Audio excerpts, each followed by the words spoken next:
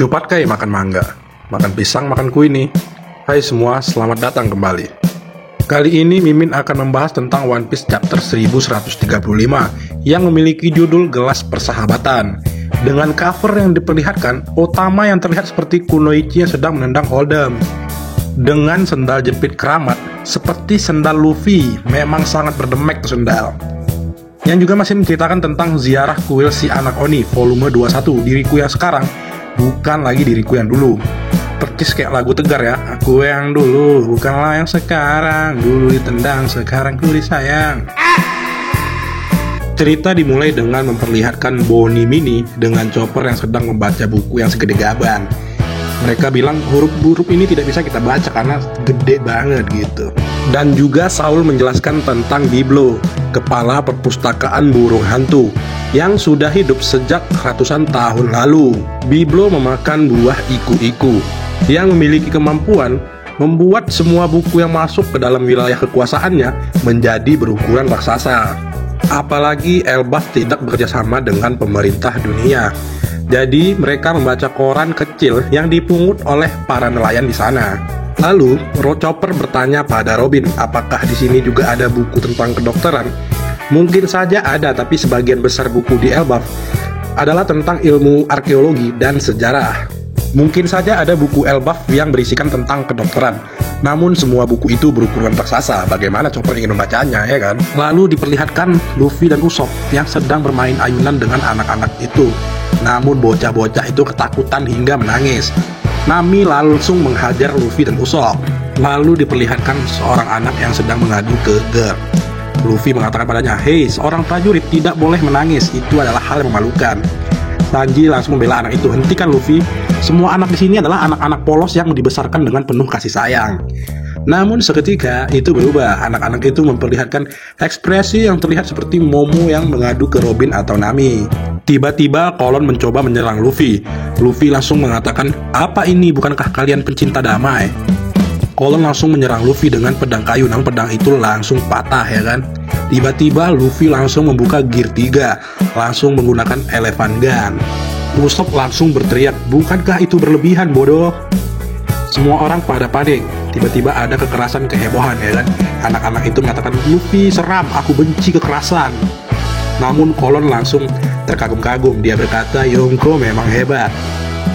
Meskipun Yonko dihina-hina oleh temannya, dasar pembuat onar, dasar anak tak berpendidikan. Namun Kolon tidak menggubris hal itu. Miss Ripley datang dan berkata, "Kolon, lagi-lagi kau membuat keributan ya, tapi seranganmu bagus sekali." Kolon tersipu malu. Ini titipan dari Mato, kesukaannya ibu. Sanji pun heran, "Apa? Ibu? Dia anaknya Ripley." Caranya dalam mendidik anak sendiri sangat bertolak belakang dengan kebijakan sekolah. Kolon pun berkata pada Sanji, "Omong-omong, ayahku juga adalah seorang manusia. Dia adalah mantan bajak laut yang tak kalah hebat dari para prajurit Elbaf." Sanji berkata, "Ayahmu seorang manusia?"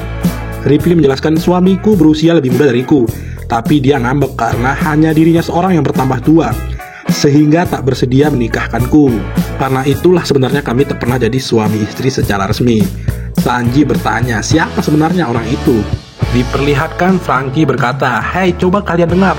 Ternyata seluruh pulau ini adalah pohon harta Adam loh. Itu adalah pohon dengan kayu terkuat yang digunakan untuk membuat Thousand Sunny." Saul pun berkata, "Itu benar, di dunia ini hanya ada beberapa pohon Adam, tapi yang berada di sini bahkan jauh lebih tua dari pohon Adam manapun."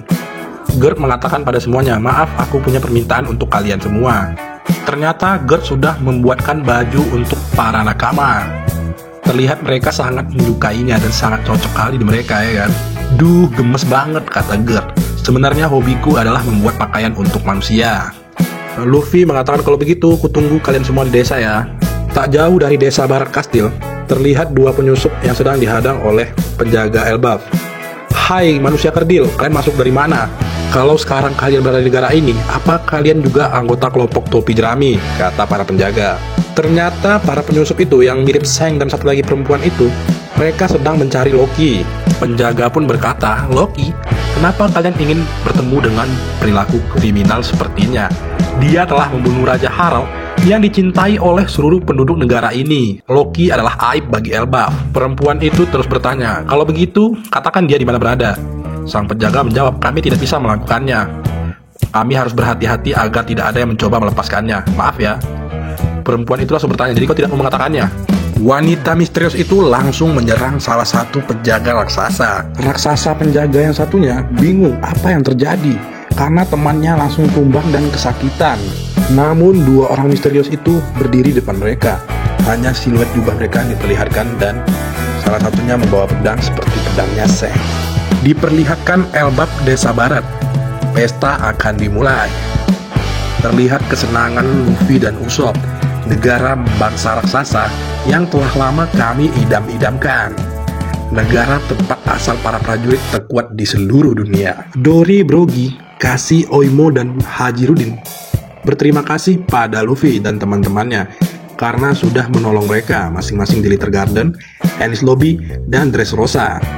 Semua penduduk desa Elbaf merayakan resminya Luffy menjadi Yonko dan sudah mengalahkan Kaido dan Big Mom di Wano. Mereka bersulang untuk itu, kampai. Dan terlihat ada Stanson raksasa yang saat itu ditangkap di kepulauan Sabaody yang berterima kasih kepada Luffy. Terlihat kilas balik Stanson. Stanson adalah raksasa yang diculik saat sedang tidur dan hampir dijual dalam pelelangan manusia yang diadakan di kepulauan Sabaody. Kelompok topi jerami yang menghancurkan pelelangan tersebut telah membuat raksasa yang juga merupakan sahabat masa kecil Hajirudin ini terbebas takdirnya menjadi seorang budak. Dan terlihat ada raksasa tua yang sudah datang, yaitu Tuan Jarul. Jarul si janggut gunung, pria tertua di dunia, 406 tahun. Luffy langsung kaget. Hai kakek tua, ada pedang yang menancap di kepalamu. Jarul menjawab, nyawaku terselamatkan berkat helm ini. Sungguh helm yang sangat out of the box ya. Nah itu dia teman-teman, sendirian gak ada kekasih. Cukup sekian dan terima kasih.